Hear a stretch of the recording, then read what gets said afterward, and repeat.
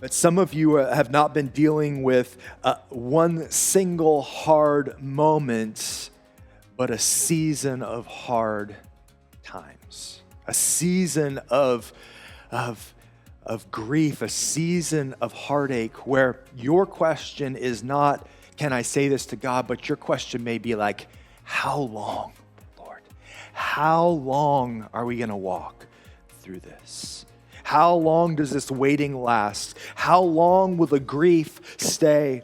How long before something changes? Honest prayer is not a single moment or a single prayer. It's a practice built over a lifetime. It's a practice of talking to the Lord and a posture of prayer that takes a lifetime to grow in. It's so daily. It's learning this posture of walking with Him daily, of talking with Him daily, of being honest with Him daily, so that when big moments come, right? When big moments come in life, we have a daily posture of this. This isn't a series or a technique for crisis moments. We're building a practice. Worship and waiting can exist in the same space. That hope can rise and hope can be the posture of our hearts even when we're asking, how long, oh Lord? When we don't understand what God is doing, we can still exist with hope and grow in our hope. But hope begins when we learn to bring our longing hearts before God. The very act of bringing our longing to God declares that we still believe He is there and that He hears and He cares and He's worth pursuing. Life can be hard, and sometimes in life's hardest moments we ask how long, and it's important to ask how long, oh Lord. But like the psalmist and like Jeremiah, we can come to this moment where we say, but this I call to mind, and therefore I have hope. The steadfast love of the Lord endures and never ceases. His mercies never come to an end. They are new every morning, and great is His faithfulness. What if part of hope was learning to remember again? Remembering God's faithfulness, remembering His promises, remembering His past provision, remembering His character, because hope grows when our memory becomes larger than our misery. Waiting is not passive resignation, but it's active trust. It's what we've been talking about in this series. It's bringing those things to God and saying, I believe you can. I believe you can do these things, but I will wait for your time. God, if I could make a request for my timetable, that'd be fantastic. But at the end of the day, God, I trust your way.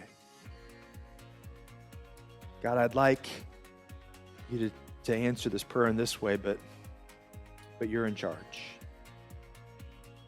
See, the world says hope is wishful thinking.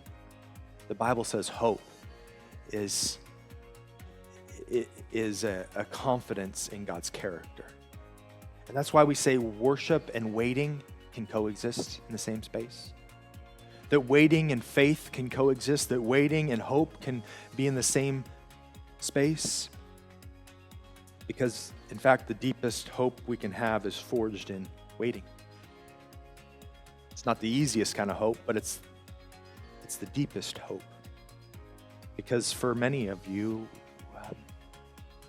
there's some how long questions. There's some can I say this to God questions. There's a need to be reminded that it's okay. And for a lot of us who are in a waiting season, to remind us that the Lord is good to those who wait. For those of us in a suffering season, but this I call to mind, and therefore I have hope. For those of us who are cycling through grief, to say, why is my soul downcast? Hope in God. He is my salvation. To preach to ourselves the sermons over and over, like the psalmist did, like Jeremiah did, like David did, like Shadrach, Meshach, and Abednego did, like Job did, like Habakkuk did. These men who, listen, they weren't um,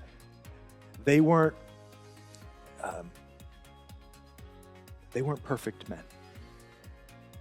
Far from it. They weren't necessarily even spiritual giants. But what made them be able to walk through those things was their relationship with the Lord. Because they had a posture that they had developed, a way of living before the Lord that over time and over the ordinary and over the long and the unspectacular middle of life moments, they were formed into men who could come before the Lord and say, how long? Who could preach themselves the sermons that reminded them of God's faithfulness. And the good news is, friends, all of us can do that. All of us can do that. We can learn this posture, but it comes in the daily. The practice we build in ordinary times is what holds us up in extraordinary moments.